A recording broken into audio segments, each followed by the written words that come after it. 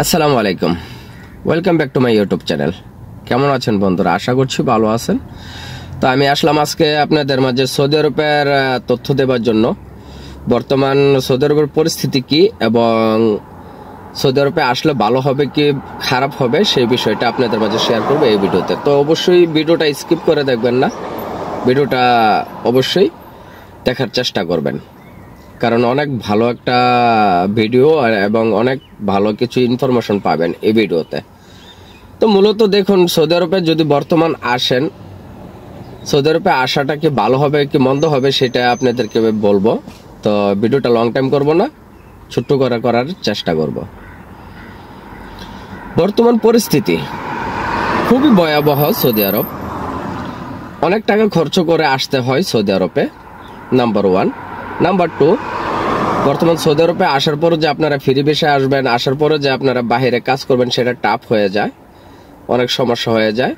কারণ পুলিশ ধরাধরি করে, ধরে জেলে ঢুকিয়ে দেয়, জেলে ঢুকিয়ে দেশে পাঠিয়ে দেয়। 3 নাম্বার, আপনারা যদি সৌদি আরবে আসেন, আসার পর আপনারা যদি কোম্পানিতে আসেন, কোম্পানিতে আসার পর যে ভালো একটা পার্ট টাইম জব করবেন সেটাও আপনাদের সমস্যা হয়ে দাঁড়াবে।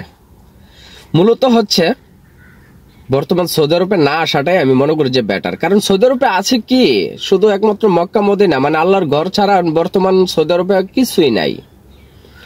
কাজকর্ম আছে, নাই যে কথা না, কিন্তু লক্ষ লক্ষ মানুষ কিন্তু বর্তমান বেকার আছে এবং কাজ করতে পারছে না, আতঙ্কের মধ্যে পড়ে আছে, বের হতে পারছে না কাজ করার জন্য।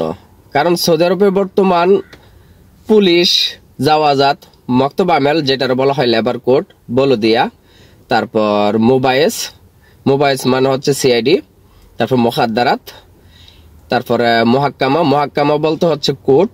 তো এইগুলি যারা মানে আইন প্রশাসনের মধ্যে লোক আছে, একমাত্র সিকিউরিটি ছাড়া, যারা বিল্ডিং এর সিকিউরিটি, একমাত্র সিকিউরিটি ছাড়া সব প্রশাসনের লোক কিন্তু বর্তমান মানুষ ধরাধরি করে।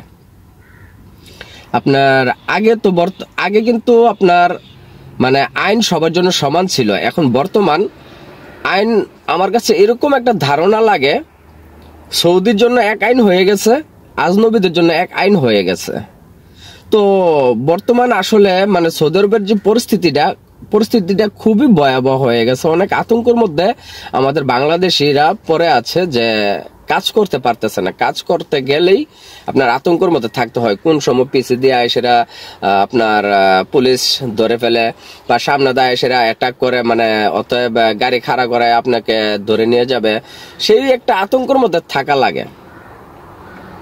তো এত আতঙ্কের মধ্যে আর 4.5 লক্ষ 5 লক্ষ টাকা খরচ করে বর্তমান সৌদি আরবে আসার চাইতে আমার মনে হয় না আসাটাই বেটার।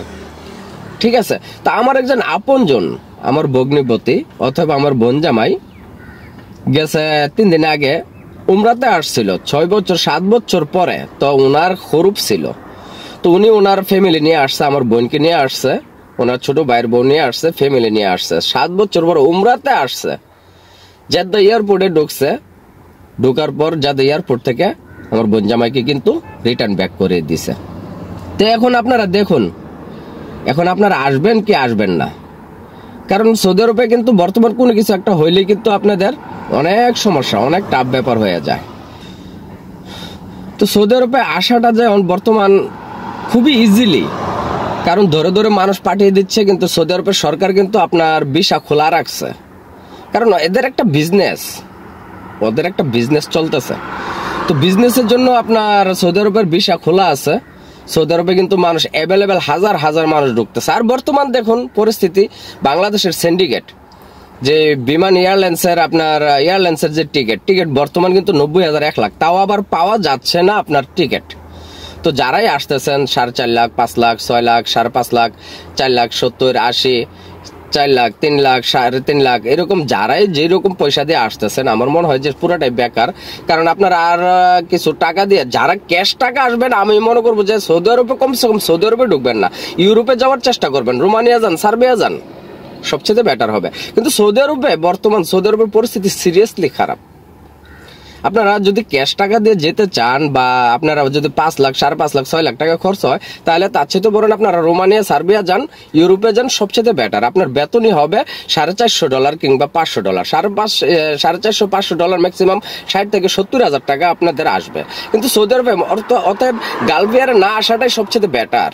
মিডল স্টেটে যদি যান, হয়তো আপনারা যদি টাকার অ্যামাউন্ট না করতে পারেন, কমসে কম সৌদি আরবে না আসাটাই বেটার। কারণ সৌদি আরবে বর্তমান সিরিয়াসলি খুবই আতঙ্কের মধ্যে আছে মানুষ। কারণ আপনাদের ভালোর জন্য কিন্তু আমি কথাটা বলতেছি।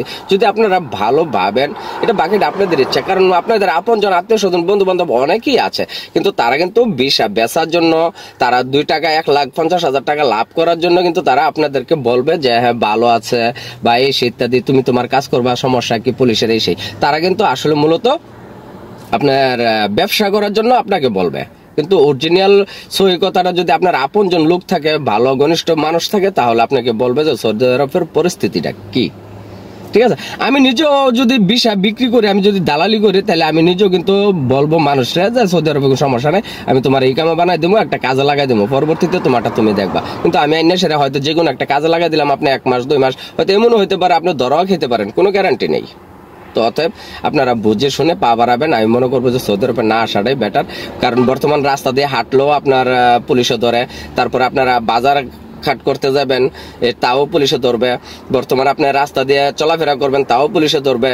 তারপর আপনাকে চেক করবে, তারপর আপনি ভালো না সহি না খরুপ মারা কি আসবে সম্পূর্ণ চেক করবে। আপনারা যদি ভাবেন যে আমি আর ইকামা টিকামা সবকিছু থাকবে, তা আমাকে ধরবে কেন? আরে বহুত আছে এরকম, ইকামা থাকাকালীনও ধরে পাঠিয়ে দিচ্ছে।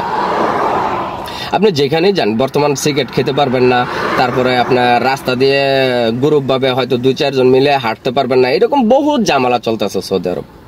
তো মূলত এটির বিষয় নিয়ে আরেকটা ভিডিও করব, লাইভেও আসবো ইনশাআল্লাহ, বিভিন্ন কথা, বিভিন্ন বিষয় নিয়ে, বাংলাদেশের বিষয় নিয়ে।